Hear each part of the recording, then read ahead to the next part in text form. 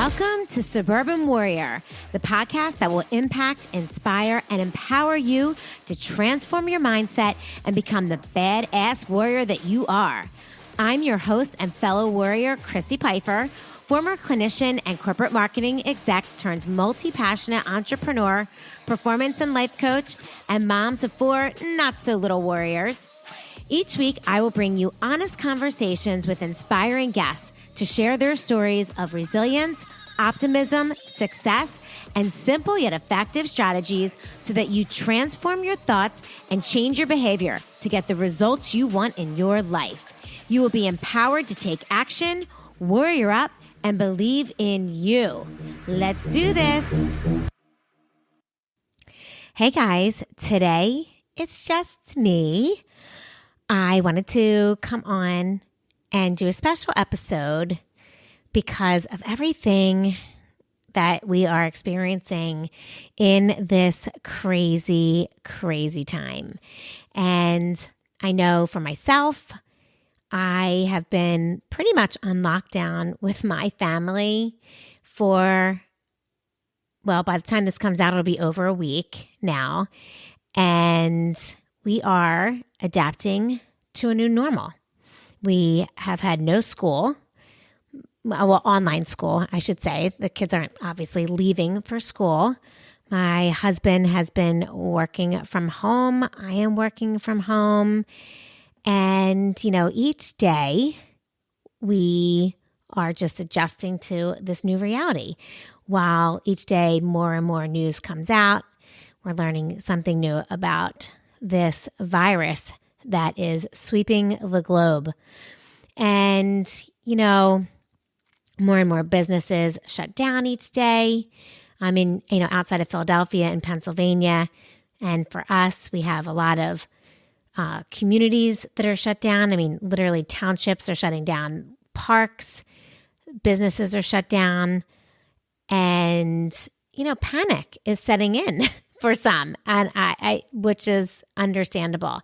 And I know that for myself, I am going through days when I'm like, okay, this isn't so bad. We can get through this, and then into sheer panic, which I think everyone is dealing with. So the reason for Suburban Warrior episode today is to talk about how do we really cope with this new reality that we're experiencing, because it is ever changing, it's fluid, and the only thing that we can control in our world is our inside world, right? It's really our thoughts, because while we think that we have control of everything around us, and I know I'm certainly one that loves to be in control and think that I have it all together. But the reality is that we don't have control over really anything in our lives except our inside world. And that's the thoughts and the beliefs that we have, and the thoughts and beliefs that we choose to have on a daily basis. And, a belief is simply just a thought that we think over and over again, right? And, now more than ever, I think it's so important to be really diligent and extremely thoughtful about what those beliefs are. Because, I have to check myself. I have to make sure what are beliefs that I'm expressing to my kids? What am I putting out there?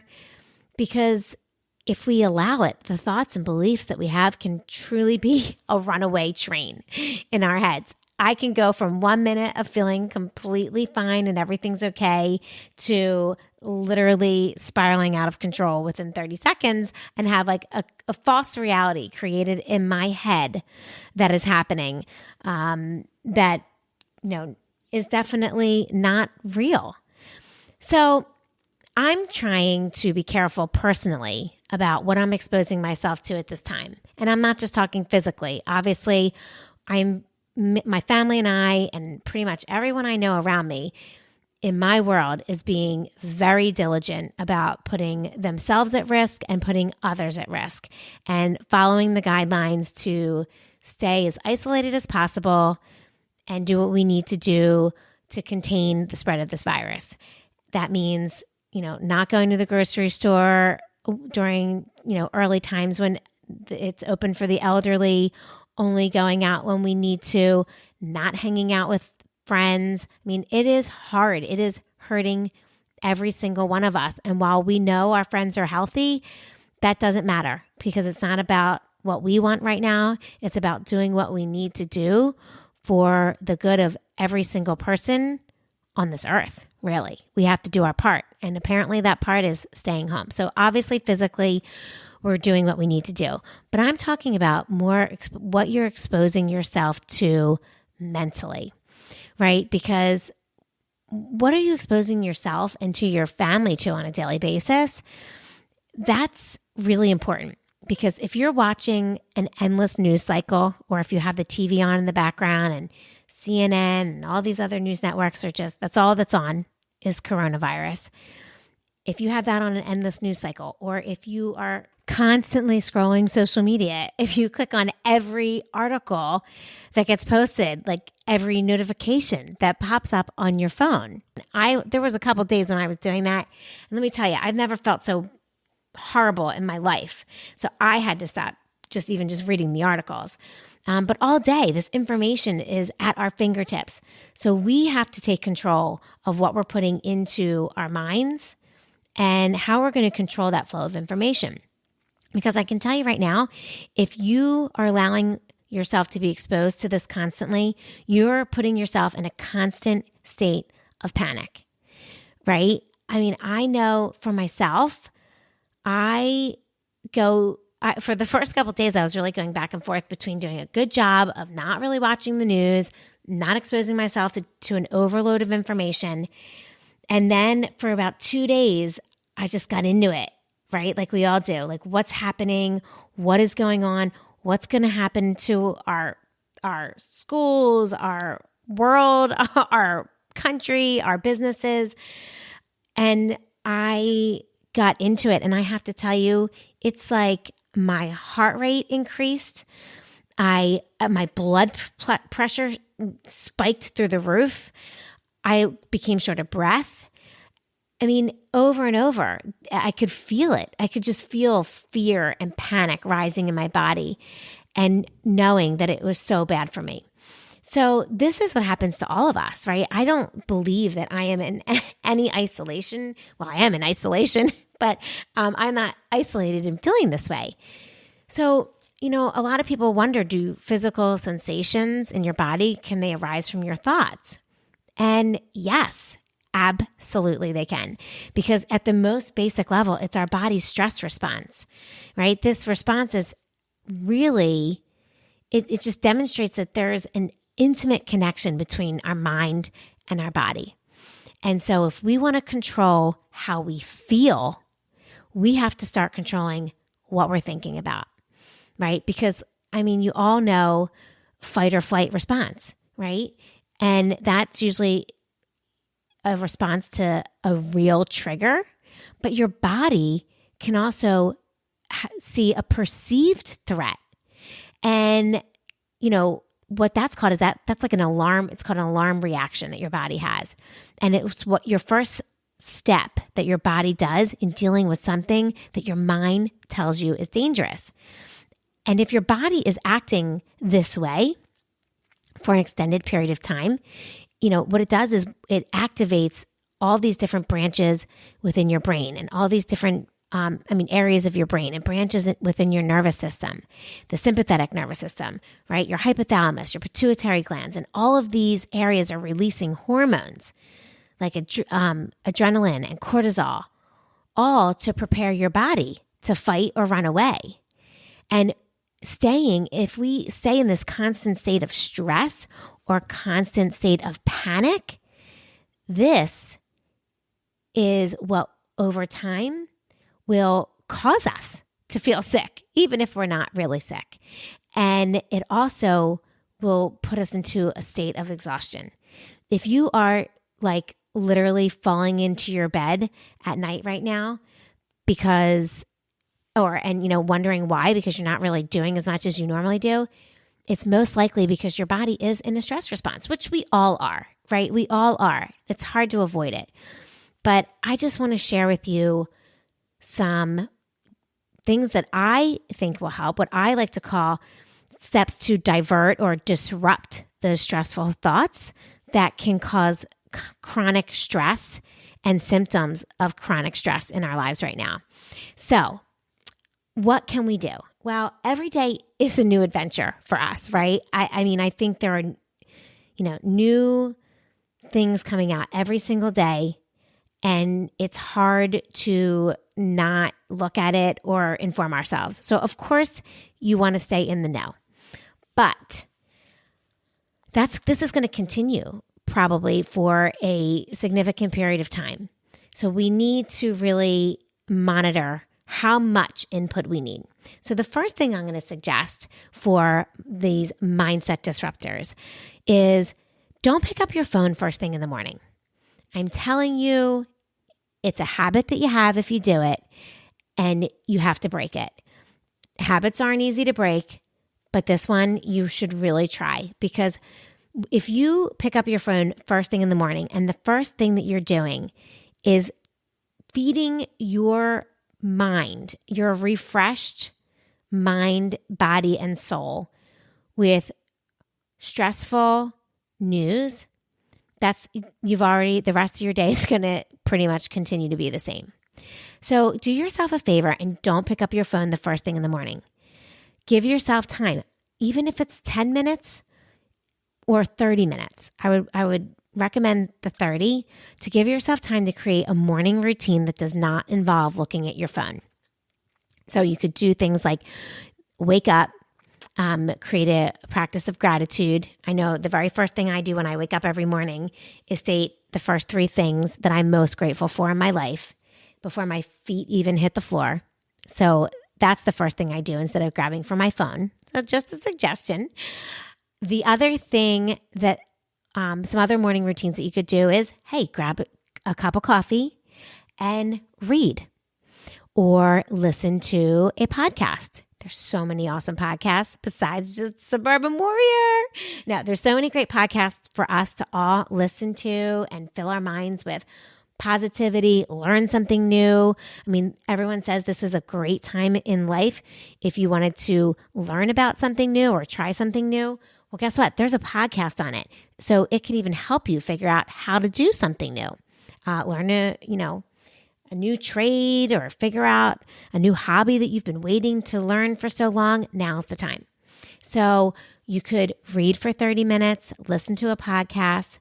Journaling is a really wonderful way to express how you're feeling. And I know a lot of people don't do it anymore, but I would suggest trying it, because even if you just write for 5 minutes, you might find that you feel so much better afterward. It's like a brain dump. It is like just time for you and a pen to get all of those thoughts out on paper and then move forward with your day.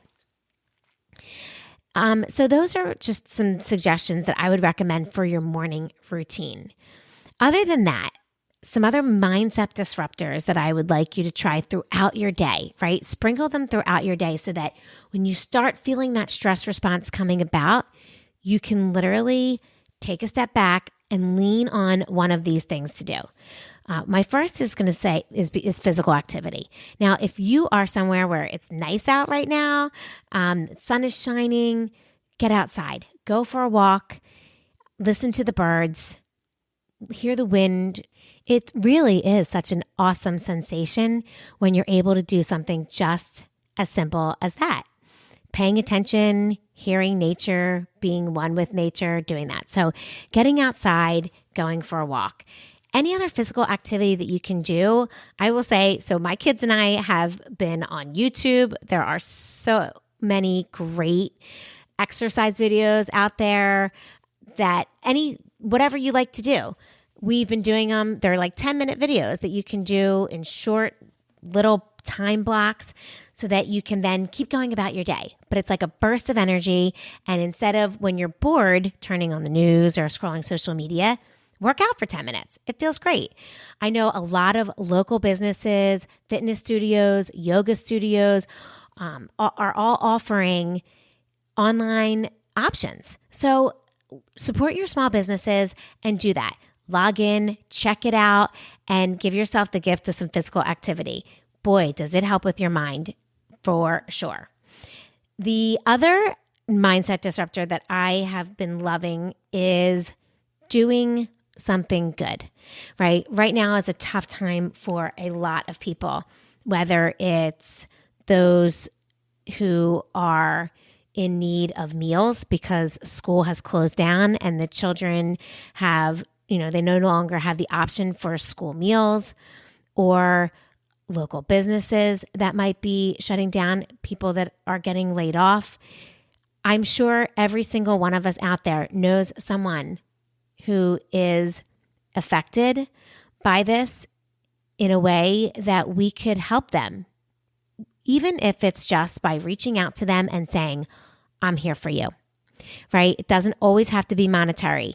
It can be your time, and it could just be your voice and your support saying, I'm here for you. And in that same respect, FaceTime a friend, right? We're so used to seeing each other all the time and out and about, and whether it's at the gym or at our kids' schools or at work, wherever we are, we're used to seeing each other. Well, we're not able to see each other right now. So FaceTime a friend. I know my kids do it all the time, and so I've started doing it. I'm going to FaceTime all my friends. When you see my FaceTime come up, it was not a pocket dial, my friends. So FaceTime a friend, that is always fun. Gifts of gratitude.